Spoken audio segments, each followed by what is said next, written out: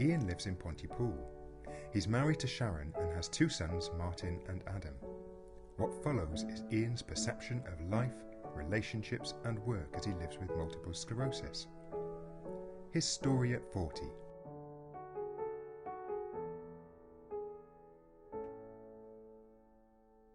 Well, childhood was pretty average, really. I was the only child, but Mum and Dad both worked, and I was healthy. I did lots of sport, lots of activities.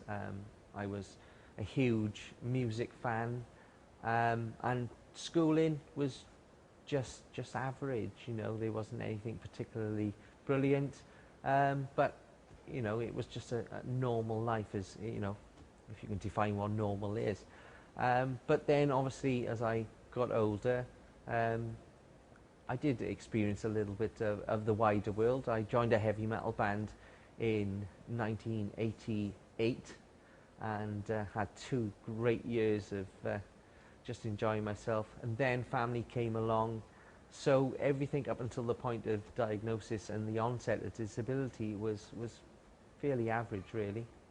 Until the age of 27, disability hadn't featured in Ian's or his family's life, and so when Ian's health began to deteriorate, the consequences were significant.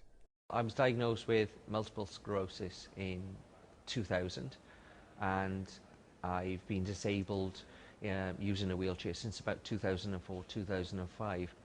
I was in the middle of a career, in the middle of the whole family thing, mortgage, etc. So when I had to stop working because of it, it was a huge impact on my life, financially, emotionally. It was a very difficult time, and it made me realize just how important life is, to go through all that. Becoming disabled later in life presented an unplanned challenge for Ian. I've been involved with the MS Society, done some charity fundraising, some skydiving, some abseiling, and various other events that I've got involved in. I won the MS Society UK Fundraiser of the Year for various fundraising activities that I took part in and organised to raise money for a specialist occupational therapist for MS in Gwent. Ian now works part-time for a disability-focused radio station, Able Radio. His role enables him to gain a deeper insight into the various aspects of disability and impairment. The people that I've met along the way who've inspired me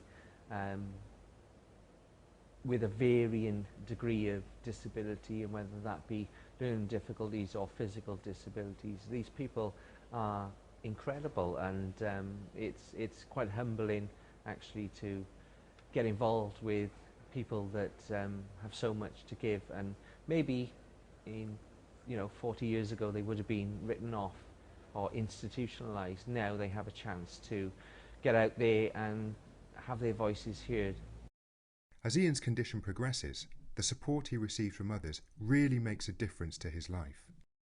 My employers, who are particularly good in accommodating me and doing everything they can, but not only that, but the health team, the MS nurses in particular, social services and charities as well. The MS Society have done so much good work with me and supported me, that it's all those different authorities and organisations that have come together to make sure that I can live as full a life as possible. I'm extremely grateful and lucky to have a family that are fully supportive.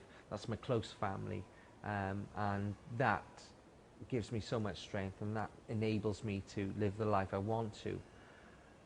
Some friends have been fantastic and really stuck by me and really want to, be a part of my life now as a disabled man. But other friends I found completely distanced themselves from me. I've not talked to people that I classed as good friends for 5, 6, 7 years. So it was different, and I believe some of that was down to my disability and maybe their ability or inability to cope with it. But I think it's times like this when you find out who your true friends are. Ian still experiences barriers within his life, which are shaped by the environment and the attitude of others. Access is obviously a huge issue for me. I became a wheelchair user around about 2004, and it was only then that I began to notice great inconsistencies right across the board as far as access and barriers are concerned. Some places are excellent and really do cater and consider the disabled person's need. Others, being blunt, they do get away with a lot, and I think that impacts on a disabled person and their ability to go about their daily business with as little fuss as possible. One of the things that really sort of annoys me is the under-representation of disabled people right across the board, from high-profile businesses to politics to the media. And whilst there are still some really inspirational high-profile people in these positions, there simply isn't enough to go right across society. As Ian turns 40, he looks forward to what the future brings for himself and the wider context of disability. I think the information and advice I'd give to other people maybe facing disability or already disabled would be to be strong and to maybe not accept no for an answer sometimes, and shout really loudly if they think they need to, but do it in a nice way, of course, and just to have hope, and if you need help, ask for it. There is lots of help out there, but you do have to ask for it, and you may have to search for it a little bit, but really just to live your life as full as you can, and try and be inspirational and help as many people as you can. My hopes for the future in the wider sort of disability world is to see the gap in equality shortened, so that disabled people are treated more equally.